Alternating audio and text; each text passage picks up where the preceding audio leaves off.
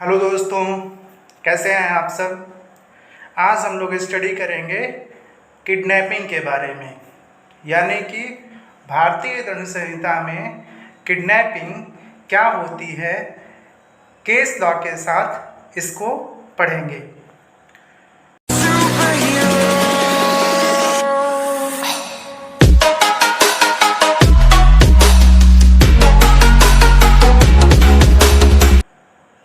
Kidnapping का शाब्दिक अर्थ होता है चाइल्ड स्टीलिंग, यानी कि बाल चोरी, बच्चे की चोरी। किडनैपिंग मीन्स चाइल्ड स्टीलिंग, यानी कि जब कोई चोर बच्चे की चोरी करता है तब यह कहा जाता है कि चाइल्ड स्टीलिंग की गई है। सेक्शन 359 पर आते हैं, जो कि एक ब्रॉड वे में बताता है कि किडनैपिंग कितने प्रकार के होते हैं, कैसे की जाते हैं। तो according to section 359 of the Indian penal code, kidnapping is of two kinds. First, kidnapping from India and second, kidnapping from lawful guardianship. Means kidnapping दो तरीके की होती है। पहला, भारत से किडनैपिंग, यानी kidnapping from India. Second, kidnapping from lawful guardianship, यानी कि वैदिक संरक्षकता से किसी व्यक्ति की किडनैपिंग किया जाना।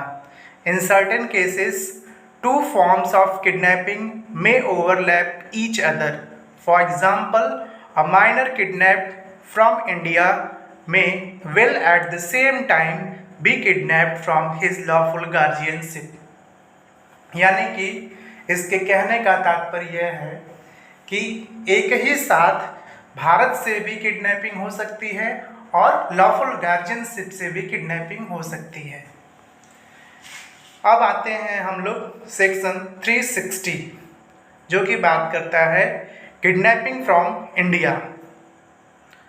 Whoever conveys any person beyond the limits of India without the consent of that person or of some other legally authorized to consent on behalf of that person is said to kidnap that person from India।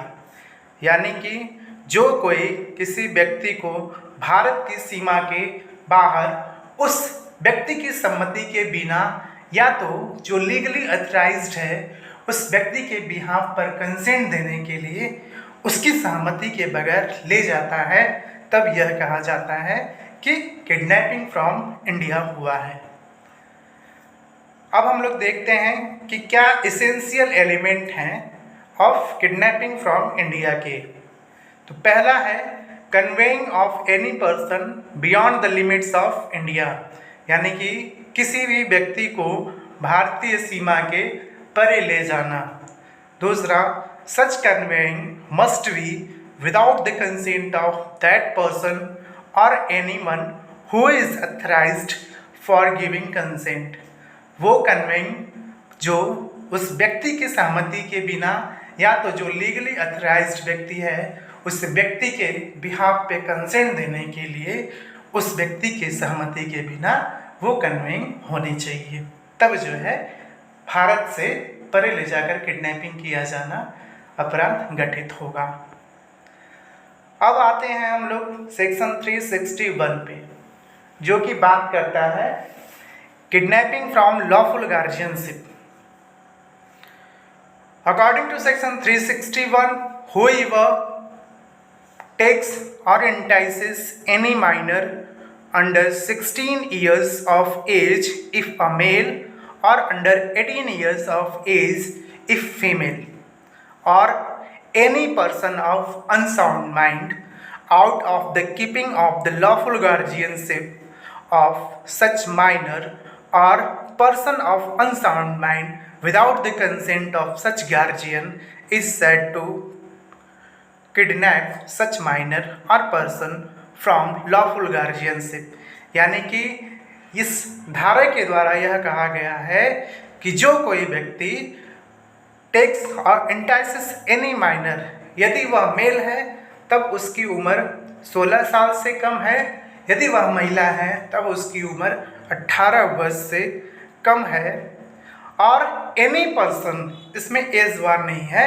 Unsound mind के condition में, any person of unsound mind out of the keeping of the lawful guardian of such minor or person of unsound mind without the consent of such guardian is said to kidnap such minor or person from lawful guardianship। तब यह कहा जाता है कि यदि guardian की सहमति के बगैर, यदि मेल है तो 16 वर्ष से कम, महिला है 18 वर्ष से कम, और यदि अनसाउंड माइंड है तब किसी भी उम्र का व्यक्ति हो, उसको उसके गार्जियन की सम्मति के बगैर कहीं लेके जाया जाता है, तब यह कहा जाता है कि यह किडनैपिंग फ्रॉम लॉफुल गार्जियनशिप हुई है। एक्सप्लेनेशन की बात करते हैं। This word lawful guardian in this section include any person lawfully interested with the care or custody of such minor or other person।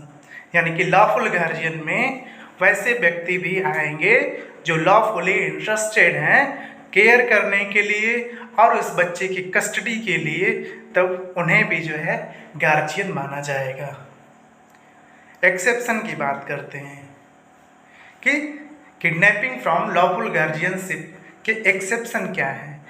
तो the section does not extend to the act of any person who in good faith believing himself to be the father of an illegitimate child, or who in good faith believed himself to be entitled to lawful custody of such child, unless such act is committed for an immoral or unlawful purpose। यानी कि इस section के तहत ये exception create किया गया है कि ऐसा व्यक्ति किडनैप करने वाला नहीं कहा जाएगा जो कि एक इलिजिटिमेट चाइल्ड का अपने आप को गुड फेथ में पिता मानता है, और who in good faith believed himself to be entitled to lawful custody या फिर ऑफ सच चाइल्ड, यानी कि जिस किसी व्यक्ति के द्वारा यह विश्वास किया जाता है कि वह लीगली ऑथराइज्ड है लॉफुल कस्टडी के लिए, तब उसे किडनैपिंग फ्रॉम लॉफुल गार्जियनशिप के लिए लिएबल नहीं माना जाएगा, एक्सेप्ट कि वह जो है किडनैपिंग यानी कि उसको ले जाना इमोरल और अनलॉफुल पर्पज के लिए नहीं होना चाहिए। अब हम लोग बात करते हैं इसेंशियल एलिमेंट ऑफ किडनैपिंग की। तो पहला इसेंशियल एलिमेंट होता है taking or enticing away a minor or a person of unsound mind. दूसरा, such minor must be under the age of 16 years if male or under the age of 18 years if female.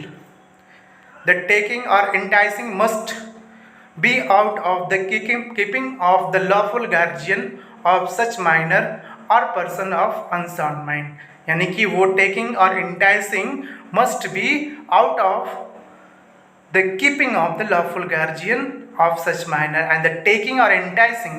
Fourth, the taking or enticing must also be without the consent of the guardian, यानी कि guardian की सहमति ली ही नहीं गई, तब जो है kidnapping from lawful guardianship का अपराध गठित होता है।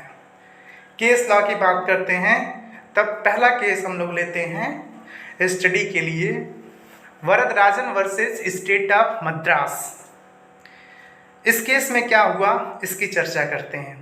A minor girl who had left the protection of her father knowing and having capacity to know the full import of what she was doing voluntarily joined the accused। इसमें एक व्यक्ति, एक महिला जो कि 18 वर्ष से कम थी, उसके द्वारा स्वेच्छया अपने पिता के प्रोटेक्शन कस्टडी को जो है लेफ्ट किया गया, त्याग कर वह एक्यूज्ड का साथ पकड़ ली। The supreme court observe that there is a distinction between taking and allowing a minor to accompany a person. मतलब सुप्रीम कोर्ट के द्वारा यह कहा गया कि किसी को बहकाने या फुसलाने और कस्टडी अलाउ किए जाने में अंतर होता है। चूँकि यहाँ पे उस बच्ची के द्वारा गार्जियनशिप स्वयं छोड़ के आया गया था और एक्यूज के द्वारा बस इतना कहा गया कि ठीक है, आप मेरी कंपनी यानी कि मेरे साथ आ सकती हैं। In the present case the accused was held not to have taken her away from the keeping of her lawful guardianship, यानी कि इस केस में इस व्यक्ति को किडनैपिंग फ्रॉम लॉफुल गार्जियनशिप के लिए दंडित नहीं किया गया। अगला केस हम लोग लेते हैं T D. Vadgama versus state of Gujarat. In this case, the accused was charged for kidnapping a minor girl, Mohini, below 15 years of age, from the lawful guardianship of her father under Section 361 Indian Penal Code. It was proved that the accused had, at an earlier stage, solicited or induced Mohini to leave her father's protection by conveying or indicating and encouraging suggestion that he would give her shelter. Holding the accused liable for kidnapping, the Supreme Court held that the mere circumstance that his act was not the immediate cause of her leaving her parental home or guardian custody would constitute no valid defense and would not absolve him from the offense of kidnapping.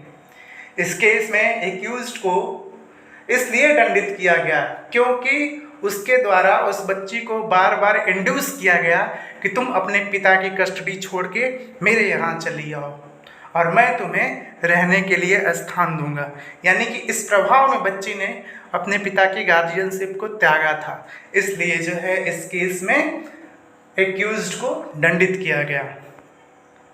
तो thank you. ये आज हम लोगों ने एक summary type में study किया कि किडनैपिंग क्या होता है। तो बहुत बहुत धन्यवाद दोस्तों आप सबको।